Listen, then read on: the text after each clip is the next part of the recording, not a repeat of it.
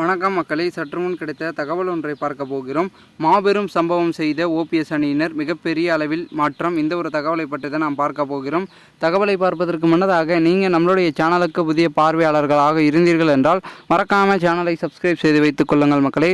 தற்சமயம் வரைக்கும் பெரும் விதத்தில் இருக்கக்கூடிய அண்ணன் ஓ பன்னீர்செல்வம் அவர்கள் தலைமையில் பார்த்திங்கன்னா தற்பொழுது உறுப்பினர் மீட்பு குழு கூட்டம் என்று ஒரு பக்கம் நடத்தி கொண்டு சென்றிருக்கிறார்.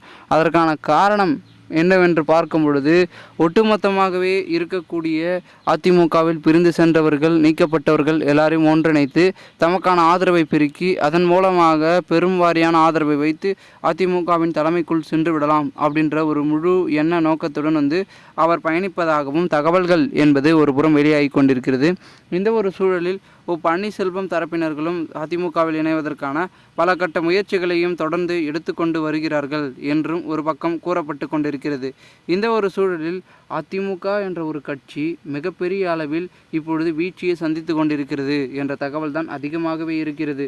ஏன்னா தேர்தல் வெளியாக இன்னும் 5 நாட்கள் இருந்து கொண்டிருக்கும் நிலையில் தேர்தல் முடிவுகள் ஜூன் 4ஆம் தேதி தெரிந்துவிடும். யார் பிரதமராக போகிறார், அதிமுகவா திமுகவா இல்லை நாம் தமிழர் கட்சியா பாஜகவா ஆட்சியை பார்த்திங்கன்னா தமிழகத்தில் அதிக அளவில் தொகுதியை பெறப்போகிறார்கள் என்று அந்த முடிவுகளும் வெளியாயிடும். ஸோ இந்த ஒரு சூழலில் ஓபிஎஸ் அவர்களுக்கு பெரும்பான்மை என்னவென்றால் அவர் ராமநாதபுர தொகுதியில் கண்டிப்பாக பார்த்திங்கன்னா வெற்றி என்பதை பெற்று விடுவார் என்று கூறப்படுகிறது.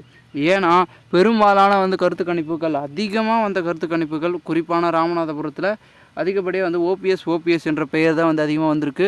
ஸோ ஓபிஎஸ்னால் பாஜகவுடன் கூட்டணி வைத்திருக்கிற முன்னாள் முதலமைச்சர் ஓ பன்னீர்செல்வம் அவருக்கு தானே, இல்லை மற்ற 5 ஓ பன்னீர்செல்வத்திற்கு ஆதரவு போயிடுச்சான்னா அப்படி இப்படி கொஞ்சம் போய் இருந்தாலும் கூட ஓபிஎஸ்க்கு அந்த பெரும்பான்மை என்ப ஆதரவு கிடைக்கப்பட்டிருக்கிறது அப்படின்னு பார்த்திங்கன்னா சொல்லி இருக்கிறார்கள். ஸோ அதனாலே பார்த்திங்கன்னா ஒரு பெரும் வாரியாக பார்த்திங்கன்னா பெரிய லெவலில் ராமநாதபுரத்தில் வெற்றியை கைப்பற்றுவார் அப்படின்றதும் கூறப்படுகிறது.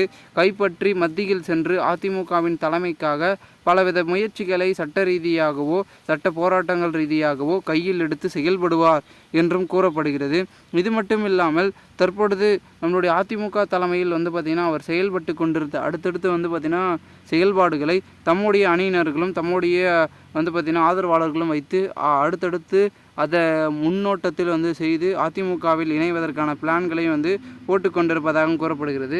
அதனால் என்ன தெரிகிறது என்றால் கூடிய விரைவில் அதிமுகவுக்குள் ஓபிஎஸ்ஸின் அணியினர்களும் செல்லப்போகிறார்கள் என்று மட்டும் தெரிகிறது. ஆகையால் அதை நாம் பொறுத்திருந்தான் பார்க்கணும் என்ன நடக்கப் போகிறது. ஜூன் 4ஆம் தேதி தேர்தல் முடிவுக்கு பிறகு ஒட்டுமொத்த அதிமுகவும் தலைகீழ் மாற்றத்தை ஏற்படுத்துகிறதா அப்படின்றத நம்ம சற்றே பார்த்திங்கன்னா பொறுத்திருந்தான் பார்க்கப்பட வேண்டும் மக்களே. மேலும் இந்த ஒரு தகவலை குறித்த பொதுமக்கள் உங்களுடைய கருத்துக்களை கமெண்ட் மூலமாக நீங்கள் தெரிவிக்கலாம். இதுபோன்று நீங்கள் அரசியல் சார்ந்த நிகழ்வுகளாம் தினசரி தெரிந்து கொள்ள நம்மளுடைய தமிழகத்தின் அரசியல் என்னோட சேனலை சப்ஸ்கிரைப் பண்ணிவிட்டு கூட இருக்க பெல்லைக்கான ஆளில் கொடுத்த மக்களே. அப்போ தான் அரசியல் சார்ந்த காணொலிகளாம் உங்களுக்கு உடனுக்குடன் நோட்டிஃபிகேஷன் வாயிலாக கொண்டே இருக்கும் என்பதனை தற்பொழுது தெரிவிக்கிறேன். நன்றி, வணக்கம்.